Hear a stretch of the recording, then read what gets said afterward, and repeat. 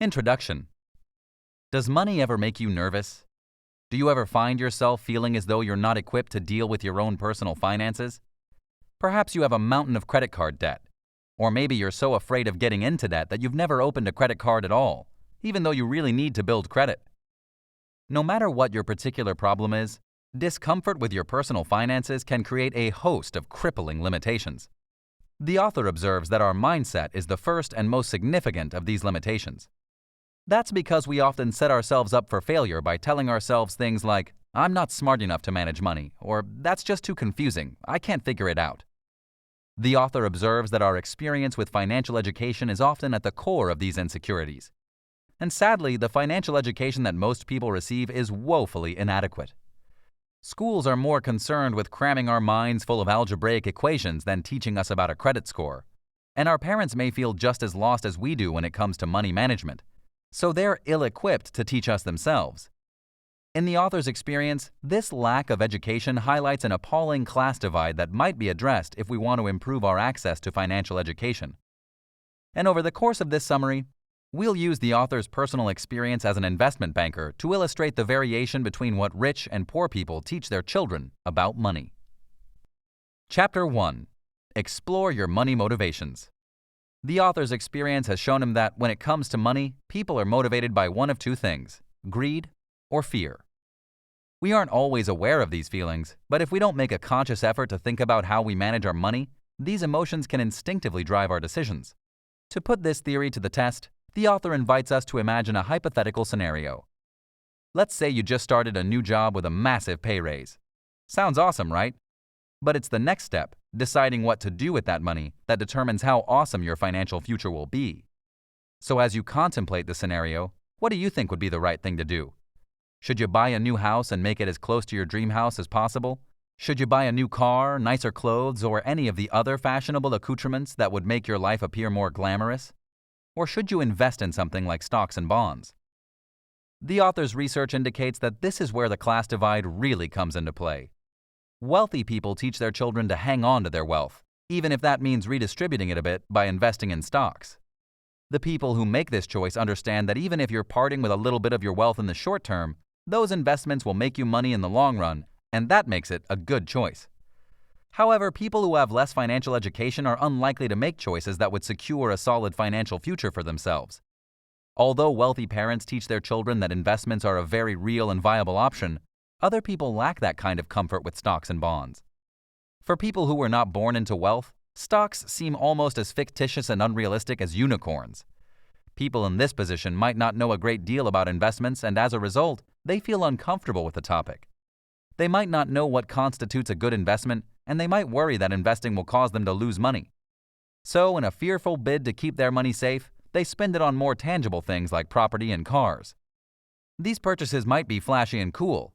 They might seem more solid and secure because you can literally see where your money's going. But unlike investments, your new house or new car will never make you money.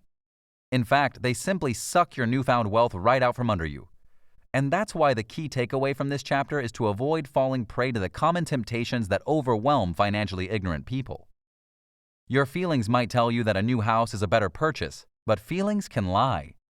So if you want to acquire and maintain your wealth, it's important to identify the emotional factors that motivate your relationship with money, and then learn to ignore them. Instead of listening to your feelings, replace them with knowledge that can help you make sound decisions about your finances. And in the next 2 chapters, we'll take a look at the financial education you need that was never taught in schools. Chapter 2. Who wants to be a millionaire? If you went up to the average person on the street and asked them this question, pretty much everybody would say, "Yes, I'd love to be a millionaire." However, the author observes that having an excess amount of wealth can be more problematic than you might think. That's because it's a lot easier to become a millionaire than it is to stay a millionaire. Why? Well, although we tend to conceptualize $1 million as being an infinite sum of money, the truth is that it's anything but. So let's imagine that you really do have $1 million.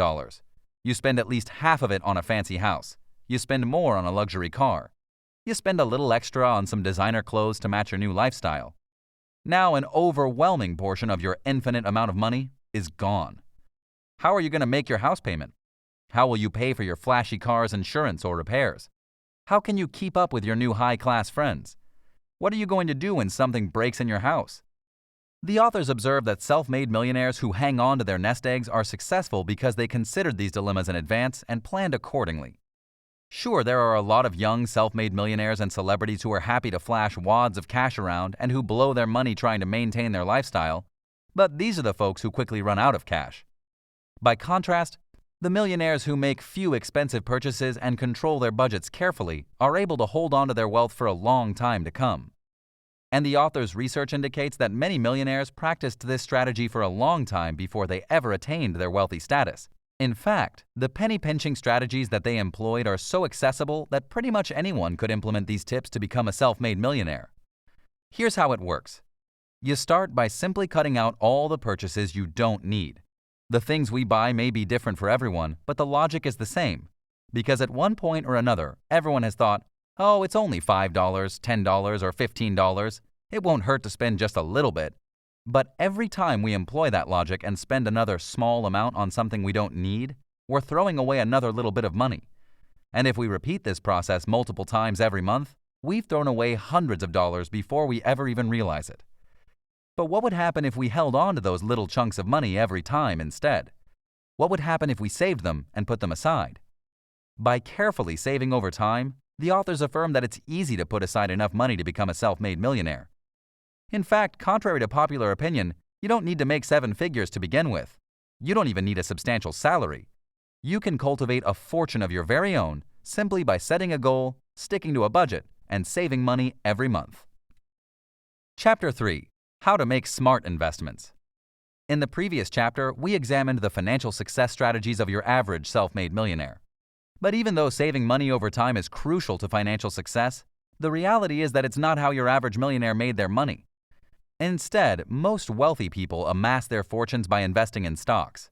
And because this is a topic that many people aren't familiar with, we're going to devote this chapter to learning about stocks and investments. We'll start off with a bit of terminology first by learning the difference between an asset and a liability. An asset is an investment that will help you make more money, like holding shares in a company such as Apple or Google. A liability, on the other hand, is an investment that will cost you money, like a flashy Maserati that you probably can't afford. Similarly, a house is often thought of as an asset, but it's actually a big liability because you're constantly pouring money into it. Whether that's because of the mortgage or because of repairs, renovations, and decor, owning your own home is more of a money pit than people assume. But now that we've taken a look at some terminology and some common misconceptions, let's dive in and learn more about making smart investments. So first of all, let's take a look at what an investment really is. Renowned investment banker and CEO Warren Buffett defines investing as the process of laying out money now to receive more money in the future. So now that we have a solid definition for investing, let's unpack the inner workings of the stock market and how to invest in it. We'll start with this simple and accessible explanation from professional investor and financial analyst Chad Langager. To begin to understand the stock market, we first need to know what stocks are. Langager begins by providing a simple definition of stocks. Stocks, or shares of a company, represent ownership equity in the firm, which gives shareholders voting rights as well as a residual claim on corporate earnings in the form of capital gains and dividends. Stock markets are where individual and institutional investors come together to buy and sell shares in a public venue. Nowadays, these exchanges exist as electronic marketplaces. Share prices are set by supply and demand in the market as buyers and sellers place orders. Order flow and bid-ask spreads are often maintained by specialists or market makers to ensure an orderly and fair market. So now that we know more about investing in stocks, we can move forward and develop a better understanding of the stock market and how it works.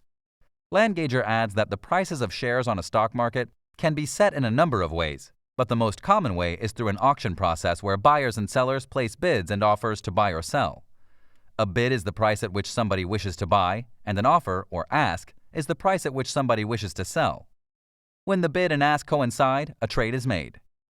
The overall market is made up of millions of investors and traders who may have differing ideas about the value of specific stock, and thus the price at which they're willing to buy or sell it.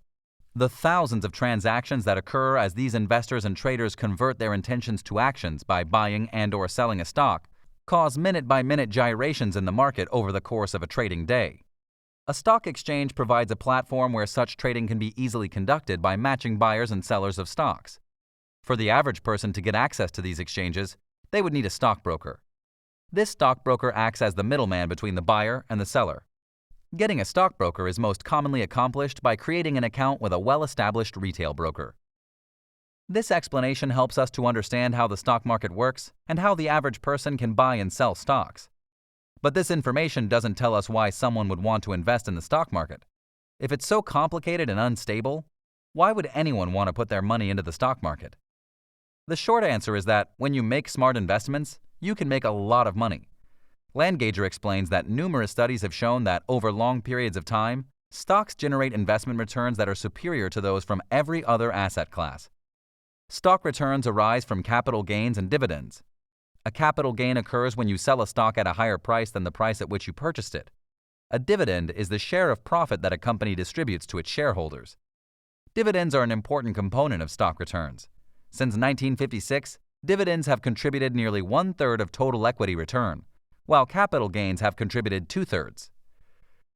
While the allure of buying a stock similar to one of the fabled FANG quintet, Facebook, Apple Inc., their share abbreviation is AAPL if you're interested in buying stock in this company, Amazon.com Inc., AMZN, Netflix Inc., NFLX, and Google parent Alphabet Inc., GOOGL, at a very early stage is one of the more tantalizing prospects of stock investing, in reality, such home runs are few and far between.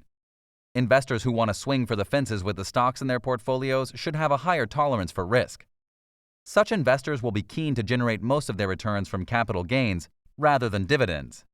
On the other hand, investors who are conservative and need the income from their portfolios may opt for stocks that have a long history of paying substantial dividends. This explanation helps us to understand the inner workings of the stock market. It also helps us to see why people invest in the stock market and why making smart investments is the key to building your own fortune. And lastly, we can see how a lack of financial knowledge can pose a significant barrier in a person's quest for making smart investments and building a personal fortune. Because insider knowledge about the stock market is common for many wealthy parents, they're able to pass this knowledge on to their children and encourage them to feel comfortable with the stock market. Therefore, the author asserts that everyone, regardless of their socioeconomic background, should possess this knowledge if they want to cultivate financial success. Final summary. The author's personal experience has shown him that the socioeconomic divide between rich and poor parents has created a disparity in financial education. Because wealthy parents are comfortable with the inner workings of the stock market and the logistics of wealth management, they pass this knowledge on to their children and give them the tools to build a healthy financial future. Children of poor parents lack this education and suffer as a result. So, the author uses his experience to craft a roadmap to financial success by explaining the basics of the stock market, identifying the difference between an asset and a liability, and providing examples of smart investments.